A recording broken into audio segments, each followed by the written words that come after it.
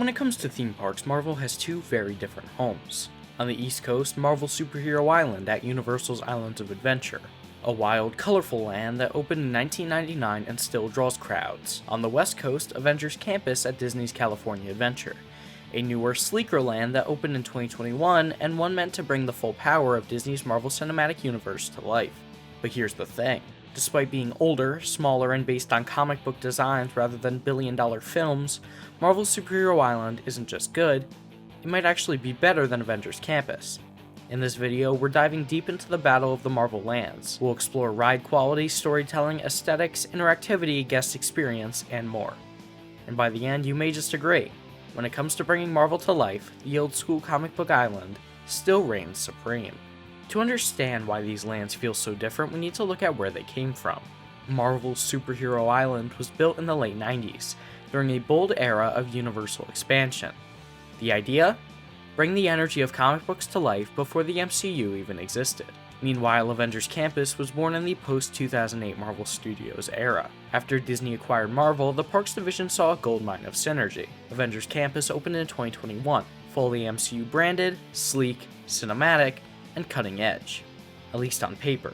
But something was lost in translation. While Avengers Campus draws from Marvel's movies, Superhero Island draws from the soul of Marvel itself. Now let's talk rides. Marvel Superhero Island has two headliners: the Incredible Hulk Coaster, a launched B&M coaster that delivers raw, furious energy, and the Amazing Adventures of Spider-Man, a groundbreaking 3D dark ride that redefined the genre in 1999 and still holds up as one of the best in the world.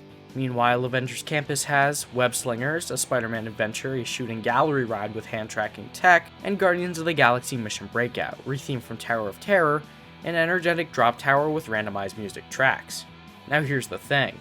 Guardians is fun, Web Slingers is novel, but neither hit the adrenaline highs of Hulk, nor the immersive brilliance of Spider-Man. In terms of ride quality, Superhero Island is simply superior. It was built to impress, and decades later it still does. Superhero Island explodes with pop art. It's a living comic book. Oversized characters on buildings, half-tone patterns, exaggerated proportions. The architecture is the storytelling. Avengers Campus, meanwhile, aims for realism. It feels like a tech industrial campus with Stark tech, SHIELD logos, and Avengers symbols etched into concrete. It's boring. Where Superhero Island embraces fantasy and exaggeration, Avengers Campus feels like a shopping mall on a Marvel t-shirt. One's an escape, the other's a franchise showroom. One of the biggest problems with Avengers Campus? It doesn't know what story it's telling. In Avengers Campus, everyone exists at once. Iron Man's alive, Black Widow's alive, so is Thanos, and Loki, and Steve. The land has no timeline, no stakes, no arc. Superhero Island, on the other hand, doesn't care about canon. It's a day in the life of a Marvel city. Villains are attacking, heroes are responding, that's it. Simple, focused, fun. Sometimes not tying yourself to canon is the best decision. Superhero Island tells a timeless story. Avengers Campus tells all stories at once, and ends up saying nothing. Both lands offer character meet and greets, but again, tone matters. Superhero Island characters are energetic, theatrical, and consistent with the land's style. They enter on motorcycles, they banter in character, they own the land.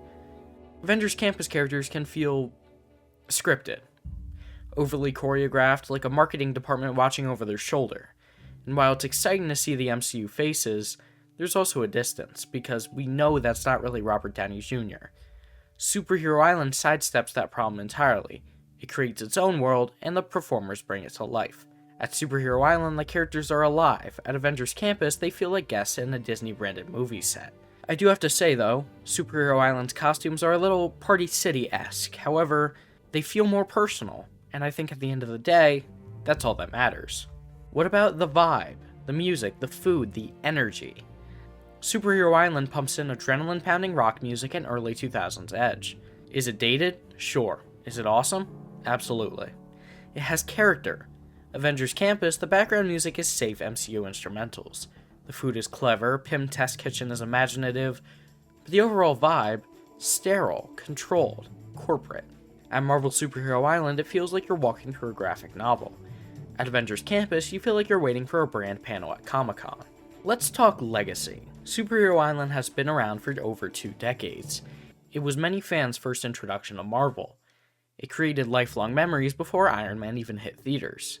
There's real nostalgia here, there's staying power. Avengers Campus, by contrast, is still finding its identity. And because it's tied to the MCU, its characters, tone, and attractions will age with those movies. When the next reboot comes, what happens to Campus? Superhero Island was built on mythos. Avengers Campus was built on IP. And one of those is timeless. Of course, the story isn't over. Disney has plans to expand Avengers Campus, including a King Thanos multiverse ride. It could be a game changer, but it's still just a promise. Meanwhile, Universal continues to update Hulk, polish Spider-Man, and leverage fan passion to keep Superhero Island alive. And let's not forget the legal elephant in the room. Universal owns the East Coast theme park rights to Marvel. That means Disney can't put Iron Man in Magic Kingdom anytime soon. Superhero Island is locked in, and Disney can't touch it. For now, that means the best Marvel land in a theme park still belongs to Universal. Avengers Campus has potential, it has the brand, the stars, the backing of Disney's empire, but Marvel Superhero Island has something more valuable. Imagination, immersion, identity.